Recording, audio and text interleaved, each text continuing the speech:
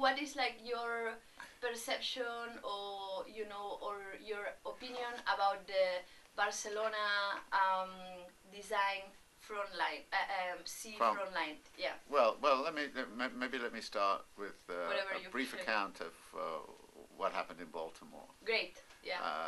I mean, clearly something had to happen in the city. Something new had to happen in the early 1970s, given the disasters that had occurred in the late 1960s, the urban crisis and all the rest of it. And so there was this idea of redeveloping the harbour area. Now the big issue there was, would it be developed in such a way as to benefit commercial interests, or would it be developed along lines which were going to be, if you like, in the interests of the population that was living around the harbour area? And a big battle was fought over that in the 1970s, and in the end the commercial development won, and we got our inner harbour. The big moment of that was around 1975, 1976, when there was a referendum about the new harbour. And I think that was the year that Pasqual Maragall, who became mayor of Barcelona, eventually came to Baltimore and spent a year here as a fellow with us at Johns Hopkins University, and I got to know him very well, and he therefore got to know very well what was going on in Baltimore. In fact, I remember one day he came in and he kind of said, "Oh, I've just been asked if I want to be mayor of Barcelona." And he said, "What should I do?" And he was a very progressive kind of socialist at that time, and we all thought it was a great idea, you know. So that didn't happen directly. He went out and became deputy mayor, but then the mayor became Minister of Defense, I think, in Gonzalez's first administration, and so Pasqual became mayor of Baltimore. Now, I think clearly the same situation was in Barcelona, that, as I remember Barcelona from that time, it was incredibly deteriorated.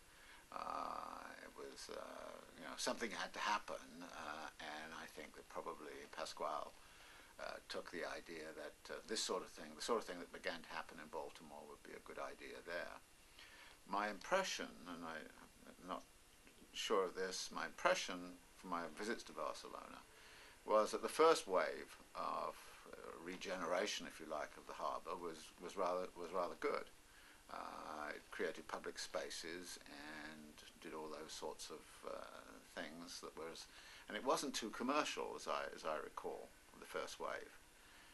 The second wave later on, when they started to build out into the harbour and start to put all of those things out there, then that became purely commercial.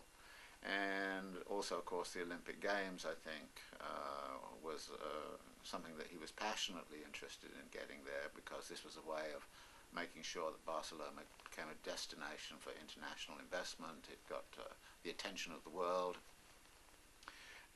My view of Barcelona, just personal view, was that during the 70s, up until the Olympic Games, Barcelona was a great place to be. It was improving. Things were going on. The neighborhood associations were also very strong during that period. But then, actually, the Olympic Games was the end point, if you like, of that. And I think the Olympic Games were, for me, the beginning of the end of Barcelona as a great place to be. In other words, I thought the new form of harbour development that came in made it look like every other form. I mean, you couldn't tell the difference between Baltimore and, you know, Barcelona, and actually when you start travelling around the world, you say, oh, not another one of those places. I mean, it's just a kind of almost a carbon copy of it, with in effect the same stores. You know, and you say, why would I go to Barcelona? Go to the same store I could go to in Baltimore, or I could go to in Cardiff, or I could go to in Liverpool, or I could go, you know, why would I do that? And so I think that in a sense the distinctiveness of Barcelona as a city began to get lost. And I think as that happened, of course, and the investment came in, it became a much richer city, and as it became a much richer city, the land market and housing prices and rent prices all started to escalate, and pretty soon it was becoming a rather monocultural city, in the sense that it was becoming more and more a kind of a bourgeois city, with a lot of tourists. And I think in some ways also the tourist trade became a bit of a serious problem.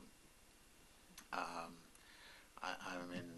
recall one of the visits I was there maybe about 4 or 5 years ago, and I don't know, it seemed to be full of all the youth of Europe who were, mainly wandering around in a rather drunken state, and I had to say I found it a rather unpleasant place to be. So I think that, in a way,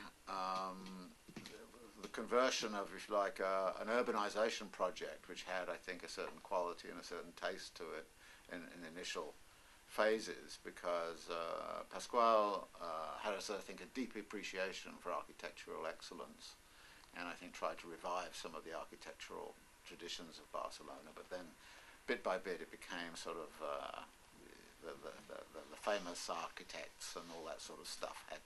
You had to have a Richard Meyer building, you had to have a Jean Nouvel building, and it became sort of the star system rather than the system that I think would have been much more appropriate, which would have been a kind of an indigenous, although the power of the local architects in Barcelona has been very significant, I think, in all of this. So I kind of think the development process has done to that city what has happened to a lot of cities.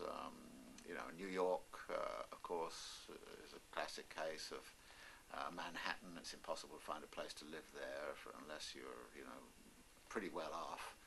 And I think Barcelona is suffering from that too. And as the market takes over in that kind of way, it actually destroys social qualities, social solidarities, social events, much of the things that made that city an actually very interesting place to be, say, in the 1980s, because they were still there. You could still find these kinds of interesting bars and so on. It wasn't homogenized, and so there's an increasing homogenization of the city, and it's lost a lot of its character as a result of that. And well, you know this better than me, but my sense is that a lot of neighborhood organizations have become less and less articulate, less and less powerful in relationship to this this dynamic. And I think, again, if you like, the political vitality has gone out of the city, and it's become sort of blandly neoliberal. And I think that Pasquale's evolution, I think, from a dedicated socialist to a kind of neoliberal third way kind of a Tony Blairite sort of position is symbolic of all of that. Now they've built, I don't know if you've seen it, but this hotel is super big. Right at the end of have you seen this one? Yeah, I've seen it. Yeah, I saw it last year. I mean, people want to own this. I wonder what it was. It looks weird. It's like they say Hotel Vela. Vela is, I don't know this word in English. The boats, the sail. It's supposed to look like a. Yeah, it's supposed to look like that, and everybody's like, what? And I'm sorry, what the fuck is this doing here? I know. The first time I saw it, I felt the same. I looked. I said, what the fuck is that doing out there? That is what everybody's saying.